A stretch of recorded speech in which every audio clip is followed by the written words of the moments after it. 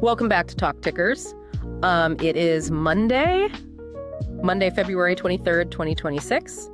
And today we're plugging straight into the grid. Yeah, we are. We're taking a really deep dive into the massive, lumbering, and suddenly incredibly exciting world of utilities. Specifically, we are looking at Dominion Energy, ticker symbol D. Dominion Energy, the company that, based on the numbers we saw today, is effectively positioning itself as the landlord for the entire internet. That is the headline right there, isn't it? I mean, this isn't just about keeping the lights on in suburban living rooms anymore. No, not at all. This is about a company sitting right at this crazy intersection of regulated, boring power and the explosive, insatiable demand of the AI data center boom. It really is a fascinating collision of old world infrastructure. Yeah. You know, wires, poles, gas pipes colliding with new world technology. But before we get into the sci-fi stuff and the massive numbers they threw around on the call today, we really have to address the immediate reality, the price action.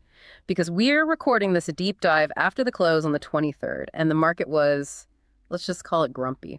Grumpy is a very polite way to put it. I mean, the market was highly skeptical today. Yeah, the stock closed down $1.95. That is a drop of about 2.62%, finishing the session at $64.23. And it wasn't a quiet sell-off either. The volume was heavy. Very heavy. Over 10 million shares traded hands today. That is double what they usually see on a typical Monday for this ticker. It was an extremely active day. And you know, that volume tells you that institutions were aggressively repositioning. It really sets up the central narrative tension for this entire deep dive we're doing. You have a stock that is down significantly on the day, implying something went wrong in the immediate term. Right.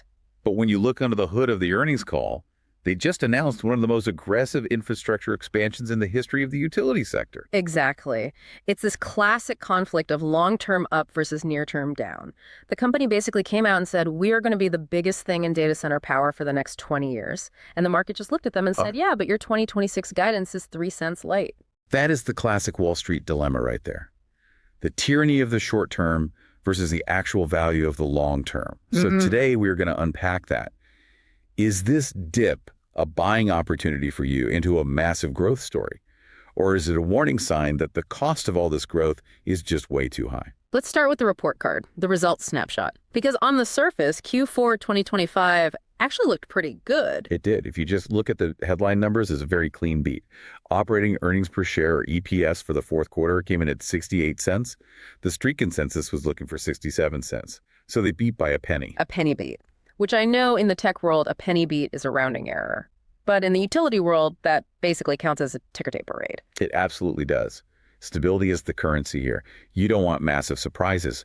And perhaps more importantly, that 68 cents is up significantly from the prior year where they were sitting at 58 cents. Right. So you are seeing real double-digit year-over-year growth on that operating EPS line. And if you look at GAAP EPS, it was 65 cents versus 14 cents the prior year. Which is a huge jump. And the revenue number was even more impressive from what I saw. It was a monster beat on the top line. They pulled in $4.09 billion in revenue for the quarter. Wow. Yeah, that is up over 20% year over year. They beat expectations by roughly $371 million. $371 million. That is not a small miss by the analysts. That is a massive revenue surge. When a regulated utility beats revenue estimates by nearly $400 million, that tells you demand is incredibly real right now. People, and specifically companies, are using way more power. It creates a very strong baseline. And if you zoom out to the full year of 2025, the story completely holds up. Full year operating EPS landed at $3.42. That actually came in above the midpoint of the guidance range they gave previously. So from a pure execution standpoint, they did exactly what they said they were going to do. And they aren't just making money either. They are cleaning up the balance sheet too, right? Because if they're about to spend billions on infrastructure, they really need a clean credit card. That was a huge point the CFO made on the call. Their credit health is the best it has been in over a decade. He specifically called out their CFO to debt metrics. Let's decode that for a second. CFO to debt. Cash flow from operations to debt. It's a critical ratio for rating agencies like Moody's and S&P. Basically measures how many years of cash flow it would take to pay off your entire debt load. Got it. He noted that they are nearly 100 basis points above the threshold where agencies would downgrade them. Wow. Yeah, that is the best result they've had since 2012. So they have real breathing room. Okay, so let's pause and look at this picture. Beats on earnings. Massive beat on revenue. Full year targets hit. Balance sheet is fortress strong. So why did the stock drop almost 3%? Why all the heavy selling today? It all comes down to the friction of 2026. It's the guidance. The market is a forward-looking machine, and it really didn't love what it saw for next year. Walk us through that friction. Where was the disconnect? Well, the street was expecting, or maybe hoping, for earnings per share of around $3.60 for 2026. Dominion came out and gave a range of $3.45 to $3.69. The midpoint of that range is $3.57. Okay, so they missed the consensus midpoint by 3 cents. 3 cents. And that caused a 2.6% sell-off, over 3 pennies. In the utility sector, yes. You really have to remember how investors treat these stocks. They treat them like bond proxies. They want ultimate predictability. They want slow, steady, boring beats. When you come in 3 cents light on the midpoint, especially when you are simultaneously asking investors to trust you on a massive new spending plan, it causes a fast repricing. It feels incredibly harsh, but I do get it. If I'm buying a utility for safety, I don't want surprises. Even small 3-cent surprises. Precisely. And we will get into exactly why that 2026 guidance was soft in a bit. There's a lot to do with some nuclear outages and tax credit nuances, but first we really have to talk about the reason everyone is actually watching this stock right now. The growth story. The AI connection. Yeah. Because this is where the numbers on the call just got truly staggering. The data centers. This is the part of the call that was just jaw-dropping if you care at all about infrastructure. Dominion announced a massive step up in their 5-year capital plan for 2026 through 2030. Give us the number. $64.7 billion. It's $64.7 billion. Just to contextualize that for you guys listening, that is roughly the entire market cap of Ford Motor Company. They are going to spend an entire Ford Motor Company in 5 years just on infrastructure. It's wild. That is a roughly 30% increase compared to their previous plan. That is about $15 billion in brand new spending that wasn't there before. And here's the kicker. Over 90% of that increase is happening in Dominion Energy, Virginia. Which is data center alley. Exactly. Northern Virginia is the largest data center market in the world. And Dominion is the landlord. I want to really dig into this gatekeeper thesis. Because people talk about AI stocks all day. They talk about NVIDIA, they talk about Microsoft, but literally none of those ships work without electricity. And Dominion seems to be saying, we have the contracts locked up. They aren't just saying it, they are showing the receipts on these earnings calls. They disclosed that as of December 2025, they have contracted 48.5 gigawatts of data center capacity. 48.5 gigawatts. I mean, Back to the Future taught me that 1.21 gigawatts is a lot of power. This is 40 times that. It's an enormous amount of power. To put it in real perspective, a single gigawatt can power hundreds of thousands of homes. It's roughly a medium-sized city. They have nearly 50 gigawatts contracted, and that number is at 1.4 gigawatts just since September. So in 3 months, they basically added a small city's worth of demand to their pipeline. Exactly. And management was very specific about the quality of this demand. Because there is a lot of skepticism in the market right now about phantom demand. Yeah. Tech companies requesting power just in case they need it later. Dominion was very clear today. They do not forecast based on speculation. They don't forecast based on inquiries or emails. They only count it if it's legally signed. Yes. They base their forecast purely on signed electrical service agreements, ESAs, and construction letters of authorization. These are binding. These are tech companies putting hard money on the table. That is such a crucial distinction for you to understand if you're looking at this space. Because if the AI bubble bursts, or if people stop building these massive server farms, you don't want your utility company to be left holding the bag for power lines nobody actually wants. And that's exactly what the CEO was emphasizing. He showed a slide that basically said their demand forecast all the way out to 2045 is already covered by existing signed contracts. Wait, 2045? Yes.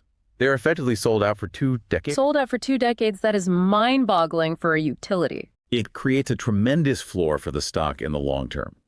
Even if not a single new customer walks in the door tomorrow, they have 20 years of infrastructure work to do just to hook up the people who have already signed a contract. But hooking them up isn't free. You need wires, you need massive substations, and you need actual new power generation. You can't just plug a hyperscale data center into a standard wall outlet. No, you can't. Right. And that is where the $65 billion is going. It's not just transmission wires. They are actively building new gas generation. They announced plans for 2 new combustion turbine CTs and 3 combined cycle gas turbines CCGTs. Gas turbines, but I thought the whole industry was aggressively transitioning to green energy. You are transitioning. But data centers need baseload power. They need power 24/7, regardless of whether the wind is blowing offshore or the sun is shining on a solar panel. So Dominion is building highly efficient gas plants that will come online between 2032 and 2034. And interestingly, they noted on the call, they have already secured the turbine slots. What does securing a turbine slot actually mean in this context? It means they booked the heavy manufacturing capacity with the turbine makers right now. Global supply chains for heavy electrical equipment are incredibly tight. If you want a massive gas turbine delivered in 2032, you better order it today. Dominion has done that. They are actively preventing supply chain bottlenecks before they even happen. Okay, so they're building the plants, they're streaming the wires, and they have the ironclad contract signed. It sounds like a total slam dunk. So let's go back to why the stock dropped today. Let's look at that 2026 guidance friction. Why exactly is next year going to be so soft? It's a combination of bad luck and some bureaucratic math. The biggest physical factor dragging down 2026 is what they call the Millstone double outage. Millstone, that is their massive nuclear plant up in Connecticut, right? Correct. It's a huge workhorse for their clean energy generation. But nuclear plants need to be refueled periodically. Usually you refuel one unit 1 year and then another unit a different year. But the way the strict maintenance schedule lines up 2026 is a rare year where both units at Millstone need to be taken offline and refueled. And obviously when you refuel, you aren't generating any power to sell. Right. You have downtime. You have significantly higher operations and maintenance costs because you have specialized crews in there doing the work.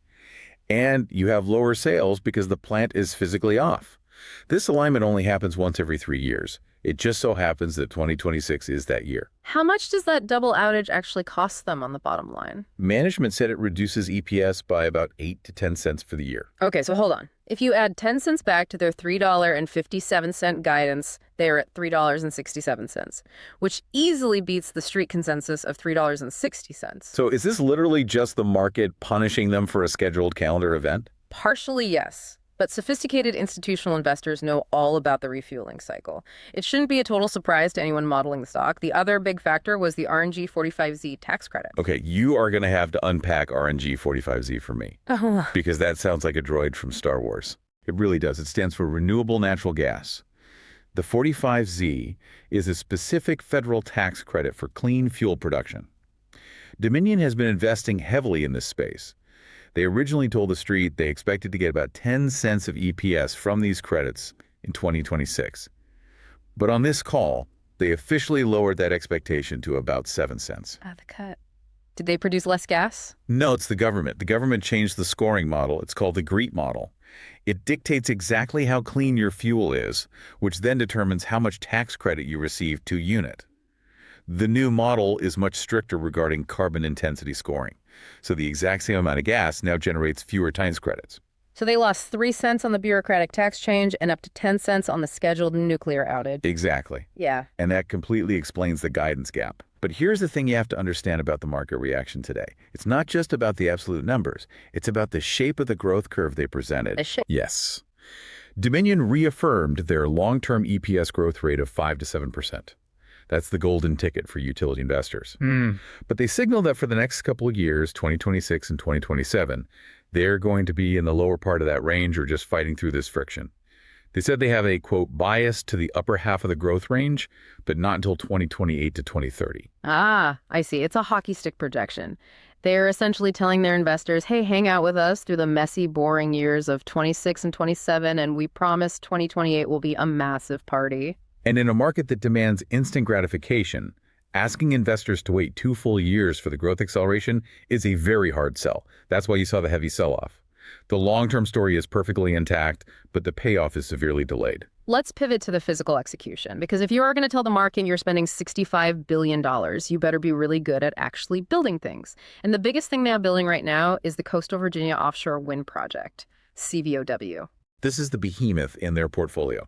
It's the largest offshore wind project in U.S. waters, $11.5 billion budget. And they gave a very detailed operational update on this today. Where do we stand on it? They are over 70% complete. And they expect to deliver first power to the grid by the end of March 2026. So in just a month or so, actual electrons generated from offshore wind will be hitting Virginia homes. That is a huge milestone for them. But they also shared a story on the call, an anecdote really, that I found kind of terrifying regarding the installation process. The blade incident, yes. Oh, yeah. This is a moment of very rare candor from a utility CEO on an earnings call. He described a, quote, human performance error during the installation of one of the very first turbines. Tell us what exactly happened out there. So picture this. They're out there in the ocean on these massive specialized installation vessels. They successfully lift and install the third blade on the first turbine. It's up, it's attached. And then someone makes a mistake. The heavy equipment somehow damages the blade that is already affixed to the tower. Yeah. So now you have a structurally damaged turbine blade hundreds of feet in the air over the Atlantic Ocean. They have to stop everything and assess the damage. They realize they can't use it. It's compromised. They have to carefully remove the blade.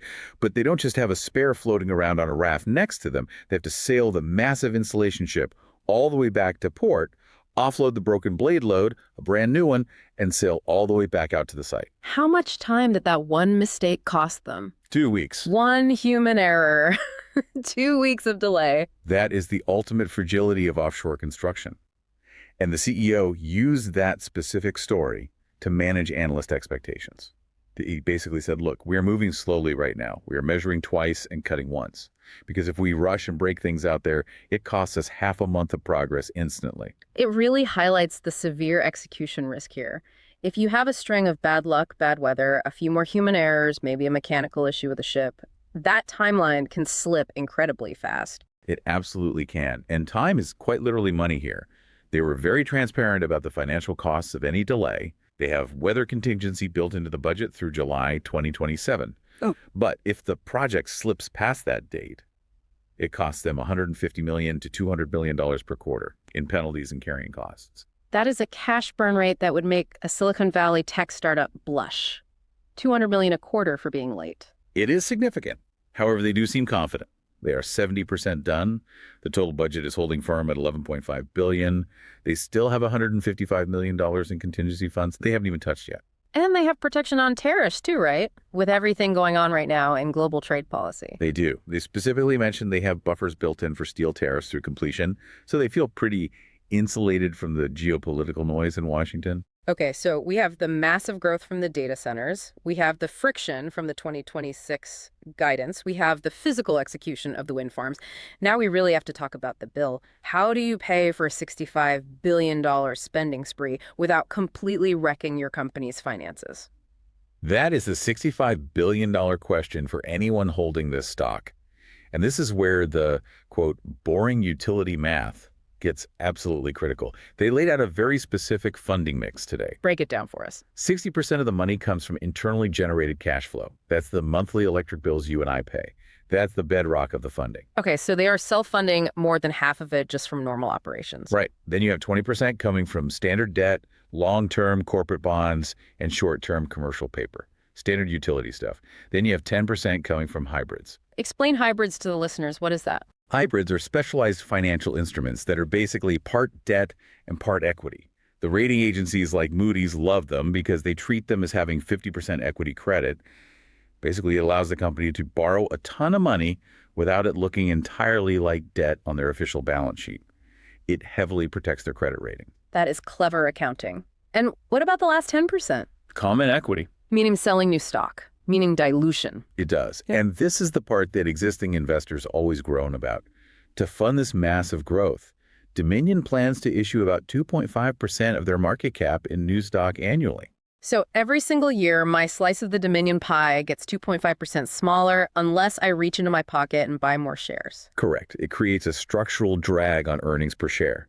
Even though the company's total earnings are growing incredibly fast because of all these massive new data centers, the earnings per share grows slower because there are simply more shares in existence. It's like running on a treadmill. You have to run incredibly fast just to stay in the exact same place. The CFO quantified this directly today. He said the equity issuance creates a 250 basis point drag on EPS growth. So if the underlying business grows at 8.5%, the individual shareholder only sees 6% growth. That is just the cost of doing business in the modern utility world, I guess. If you want to build the empire, you have to sell off pieces of it to buy the bricks. Exactly. And it also directly impacts a dividend. Dominion is historically famous for its dividend, but they were very clear today.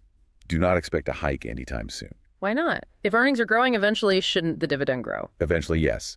But their payout ratio, which is the percentage of earnings they pay out as dividends, is currently high relative to their peers. They want to bring that down. The mathematically best way to do that is to keep the dividend flat while the earnings grow around it.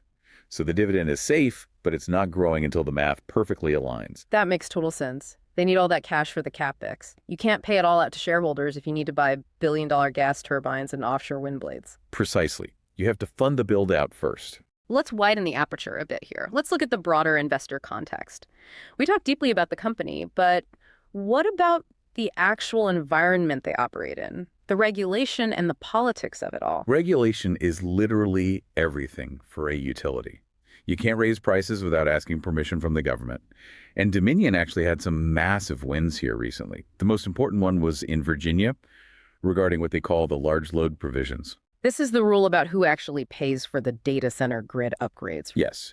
There is a lot of local political anxiety in Virginia that regular residential customers, grandma living in Richmond, are going to see their monthly bills skyrocket just to subsidize Amazon and Google building massive AI server farms. Which is a totally valid fear. If the utility has to build a billion-dollar new substation specifically for a tech giant, why should I pay for it on my home electric bill? Exactly. The optics are terrible. So the regulators stepped in and approved new consumer protections.